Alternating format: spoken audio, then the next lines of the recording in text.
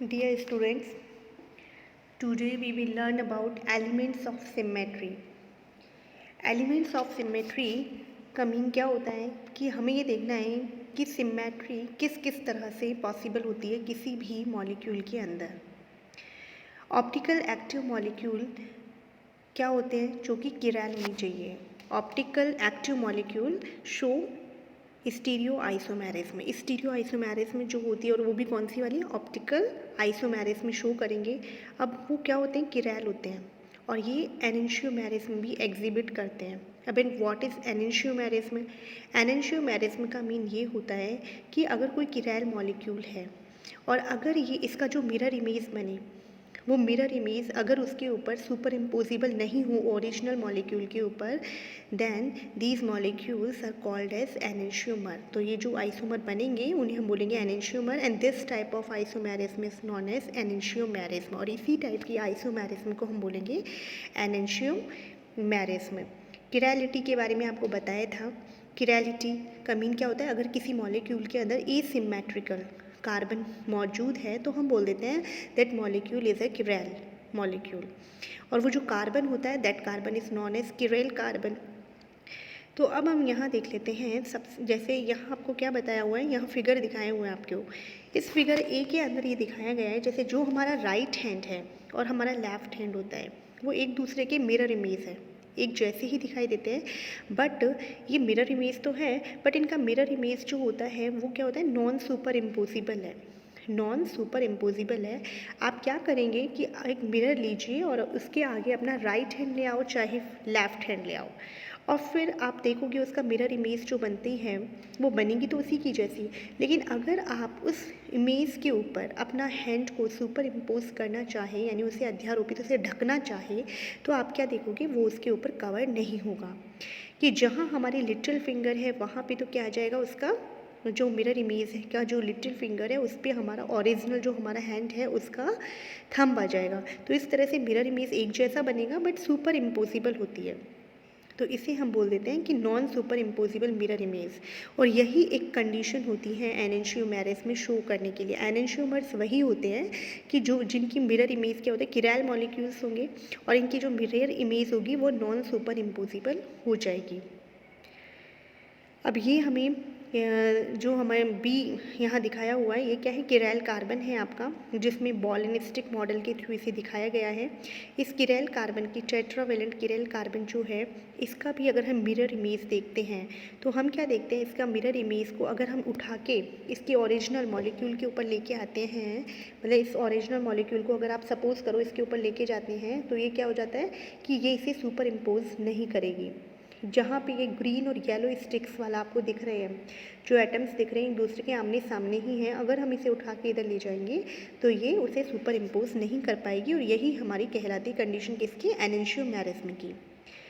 अब अगर हम ये चाहते हैं कि कोई मॉलिक्यूल किरैल है या नहीं है, तो इसके लिए अभी तक तो हमने इन शॉर्ट यही देखा था कि वो कार्बन किरैल कार्बन होना चाहिए। बट ऐसा नहीं होता है, कई बार ऐसा होता है कि किरैल कार्बन मौजूद है मॉलिक्यूल के अंदर लेकिन फिर भी वो स्टीरियो आइसोमेरिज्म यानी कि ऑप्टिकल आइसोमेरिज्म में शो नहीं कर पा रहा है। तो इसके लिए फिर आगे फर्दर जो रिसर्च हुई उसमें ये बताया गया कि हमें इसके लिए किरैल कार्बन पे ही नोटिस नहीं करना है, हमें ये देखना है कि उस मॉलिक्यूल के अंदर एलिमेंट्स ऑफ सिमेट्री प्रेजेंट है या नहीं। मतलब अगर किसी मॉलिक्यूल के अंदर एलिमेंट ऑफ सिमेट्री एक बहुत ही इंपॉर्टेंट टूल है for identification a molecule that it is whether it is chiral और नॉट, कि ये किरैल है या नहीं है। तो इसको आइडेंटिफाई करने के लिए हमें क्या देखना पड़ेगा, elements of symmetry.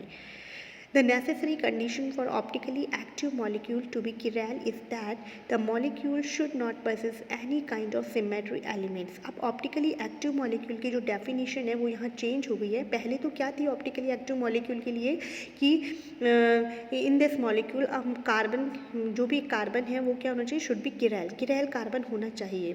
But further ये क्या है और मॉडिफाई हुई और उसके लिए ये हुआ कि उस मॉलिक्यूल के अंदर क्या होना चाहिए कि ऑप्टिकली एक्टिव मॉलिक्यूल जो है उसके अंदर वो that should not possess any kind of symmetry elements, कोई भी टाइप का सिमेट्री एलिमेंट्स नहीं होना चाहिए।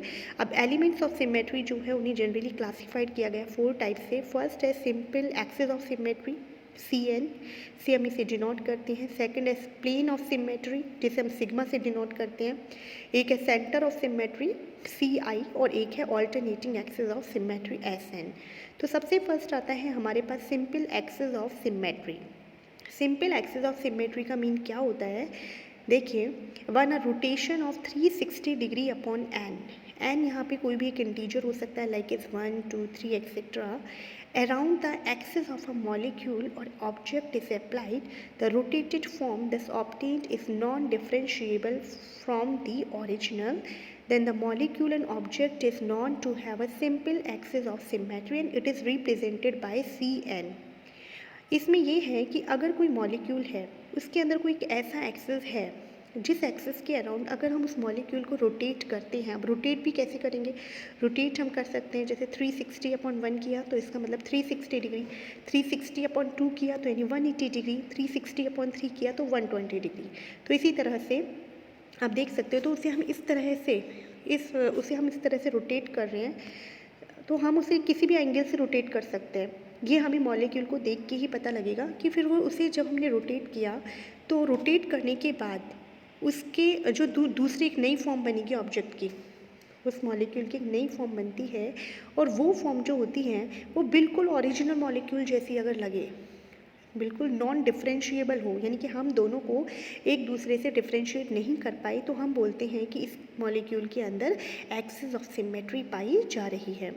जैसे वाटर मॉलिक्यूल जो होता है उसके अंदर होती है C2 सिमेट्री, इसे हम बोलते हैं 2 फोल्ड एक्सिस ऑफ सिमेट्री, और क्लोरोफॉर्म जो होता है उसके अंदर होती है C3 एक्सिस ऑफ सिमेट्री या फिर 3 फोल्ड एक्सिस ऑफ सिमेट्री।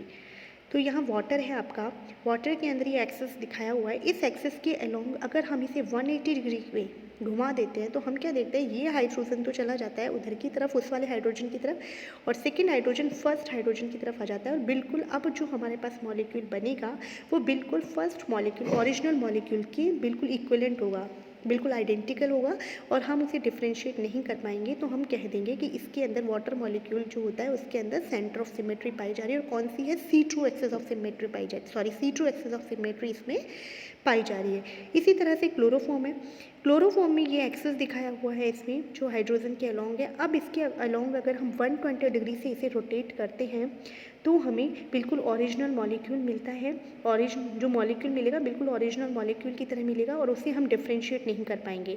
तो हम कह सकते हैं कि क्लोरोफॉर्म के अंदर कौन सी सिमेट्री पाई जाती है, C3 एक्सिस ऑफ सिमेट्री पाई जाती है। तो ये फर्स्ट ऑफ सिमेट्री हो गई, एक्सिस ऑफ सिमेट्री, यानी कि एक्सिस ऑफ सिमेट्री नहीं होनी चाहिए मॉलिक्यूल के अंदर। अगर किसी मॉलिक्यूल के अंदर एक्सिस ऑफ सिमेट्री पाई जा रही है, भले ही उसके अंदर किरैल कार्बन क्यों ना प्रेजेंट हो, तो भी वो क्या नहीं शो करेगा, एनिशियोमेरिस में शो नहीं करेगा, यानी कि ऑप्टिकल आइसोमेरिस में शो नहीं करेगा। सेकेंड आती है प्लेन ऑफ सिमेट्री, जिसे हम सिग्मा से रिप्रेजेंट करते हैं। It is defined as when a plane that divides a molecule और object into 2 equal halves which are related to object in mirror image is known as plane of symmetry. It is represented by sigma. यहाँ दिखाया हुआ example plane of symmetry in tartaric acid है, जैसे यहाँ इसका symbolic representation है। इस tartaric acid के अंदर क्या होता है, टार्टरिक एसिड का IUPAC नेम होता है 2,3 डाईहाइड्रोक्सी सक्सेनिक एसिड। अब इसके अंदर देखिए बीच में एक प्लेन पाया जा रहा है, इस प्लेन के अकॉर्डिंग हम देखते हैं अगर इस मॉलिक्यूल को कट कर दिया जाए तो 2 इक्वल हाफ्स हमें मिल जाते हैं, जो कि एक दूसरे के ऊपर अगर देखें तो सुपर इम्पोजिबल मिरर इमेज है ये। तो सुपर इम्पोजिबल मिरर इमेज भी है, और एक ऐसा प्लेन है जिससे कि मॉलिक्यूल बिल्कुल 2 इक्वल हाफ्स में डिवाइड हो जाता है। तो इसके अंदर क्या पाई जा रही है, प्लेन ऑफ सिमेट्री पाई जा रही है। और अगर किसी मॉलिक्यूल के अंदर प्लेन ऑफ सिमेट्री है, देखिए यार टार्टरिक एसिड के अंदर प्लेन ऑफ सिमेट्री है, भले ही इसके अंदर क्या पाया जा रहा है, आपका कार्बन क्या है, जो आपका कार्बन है उसके अंदर क्या है, किरैल कार्बन मौजूद है, ये कार्बन आपका किरैल कार्बन है, इसमें जो दोनों कार्बन है, लेकिन फिर भी ये ऑप्टिकल आइसोमर नहीं है, ऑप्टिकल आइसोमेरिस में शो नहीं करेगा। From above example, you can easily understand that if we put a mirror plane and reflection plane exactly at the center axis of molecule and object, you will find that the mirror image thus obtained is the complementary of the original, and both will give us the appearance of complete molecule and object. जैसे यहाँ आपको mirror, ये बीच में आपको यहाँ क्या दिखाया गया है, एक प्लेन दिखाया गया है, मिरर प्लेन है, जिससे हमने इसको दो हाफ में काट दिया इस मॉलिक्यूल को। तो ऊपर वाला सपोज ऐसे लगता है जैसे कि ये तो इसका रियल ऑब्जेक्ट है, तो नीचे वाला क्या है कि इसका मिरर इमेज है बिल्कुल रियल ऑब्जेक्ट का। तो इसमें प्लेन ऑफ सिमेट्री पाई जा रही है। थर्ड आती है हमारी सेंटर ऑफ सिमेट्री, जिसे हम CI से रिप्रेजेंट करते हैं।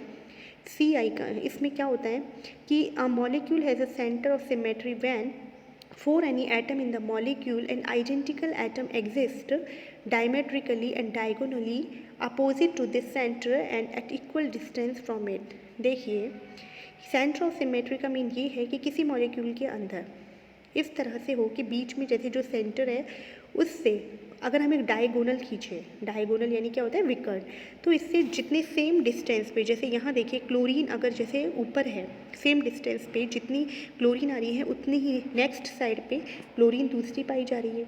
इसी तरह से जो ब्रोमीन है वो भी इसी तरह से पाया जा रहा है।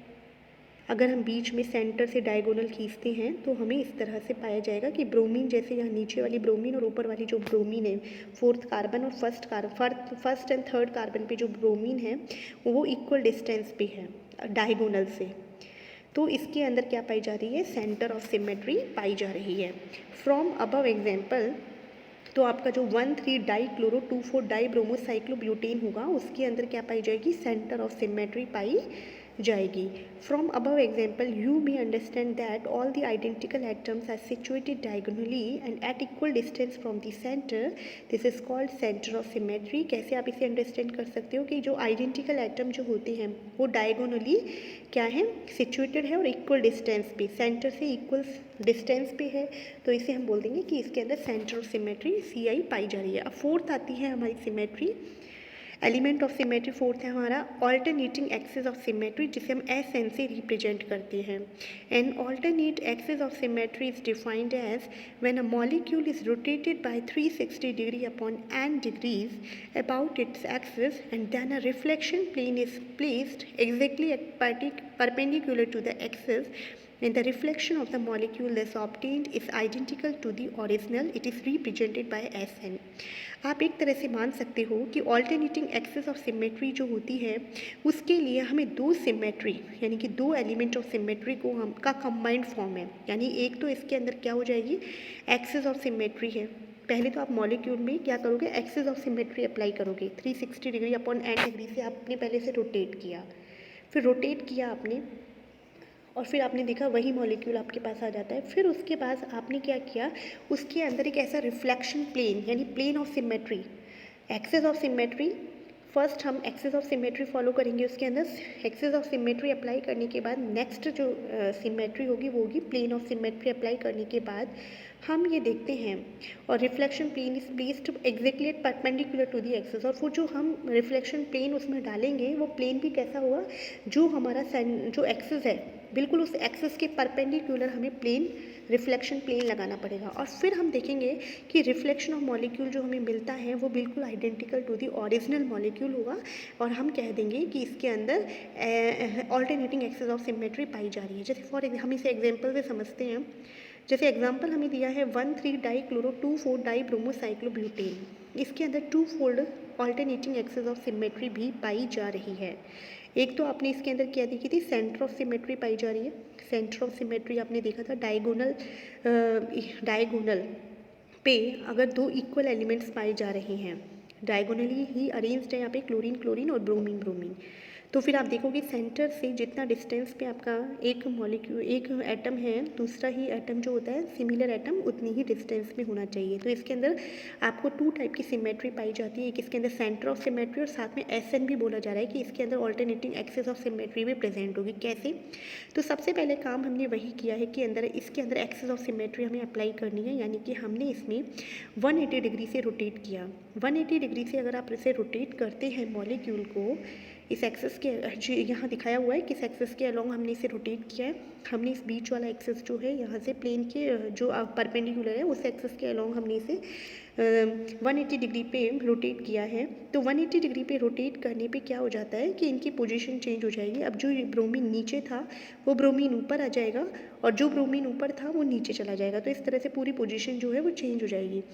अब हम इसके अंदर क्या करते हैं, जो हमने एक्सिस लगाया हुआ था उसके परपेंडिकुलर प्लेन हमने लगा दिया। देखिए जो हमने प्लेन अप्लाई किया है, रिफ्लेक्शन प्लेन अप्लाइड किया है, वो हमारा एक्सिस से बिल्कुल परपेंडिकुलर है। अगर हम सपोज़ हमारा एक्सिस जो है वो वाई एक्सिस में था, तो हमारा ये जेड एक्सिस में था, तो ये एक्स वाई डायरेक्शन में हमारा प्लेन है, बिल्कुल मॉलिक्यूल के अकॉर्डिंग ही है, जैसे मॉलिक्यूल प्लेन में था। फिर आपने देखा कि ये प्लेन अप्लाई करने पर एक मिरर प्लेन आपने अप्लाई किया, तो इसका जो मिरर इमेज आता है, अब मिरर इमेज भी आपका क्या हो जाता है, बिल्कुल उल्टा आ जाएगा। मिरर इमेज जो आता है, अब ये मिरर इमेज, अब आप मिरर इमेज पे ध्यान दीजिए, ये मिरर इमेज और जो हमारा ओरिजिनल मॉलिक्यूल था बिल्कुल एक जैसे आइडेंटिकली ही शो हो रहे हैं यहाँ पे। तो इट्स मीन इसके अंदर क्या पाई जा रही है, ऑल्टरनेटिंग एक्सिस ऑफ सिमेट्री भी पाई जा रही है। ये बहुत इंपॉर्टेंट है। 1,3 डाइक्लोरो, इसका एग्जाम्पल भी आपको ध्यान रखना है। 1,3 डाइक्लोरो 2,4 डाइब्रोमोसाइक्लोब्यूटेन के अंदर कौन सी पाई जा रही है, 2 fold alternating axis of symmetry यानी S2 पाई जा रही है। S2 इसके अंदर पाई जा रही है। तो बच्चों आज हमने पढ़ी है एलिमेंट्स ऑफ सिमेट्री, जो बहुत ही इंपॉर्टेंट टॉपिक है। तो अब आपको यही ध्यान रखनी है, 4 टाइप के एलिमेंट्स ऑफ सिमेट्री हमने देखी है यहाँ पे, और किस किस के अंदर होती है, क्या कंडीशंस उनके लिए रिक्वायर्ड है, और किसी भी मॉलिक्यूल के लिए, ऑप्टिकल एक्टिव मॉलिक्यूल के लिए यही ज़रूरी है कि उसके अंदर there should be not any type of element of symmetry, कि उसके अंदर किसी भी टाइप की एलिमेंट ऑफ सिमेट्री नहीं होनी चाहिए, तब हम कहेंगे कि that molecule is optical active isomer, यानी ऑप्टिकल एक्टिव मॉलिक्यूल हम बोलेंगे उसे। तो आई होप बच्चों आपको आज का लेक्चर समझ आया होगा। इसका जो फर्दर पार्ट है हम नेक्स्ट लेक्चर में डिस्कस करेंगे। तब तक के लिए थैंक्स।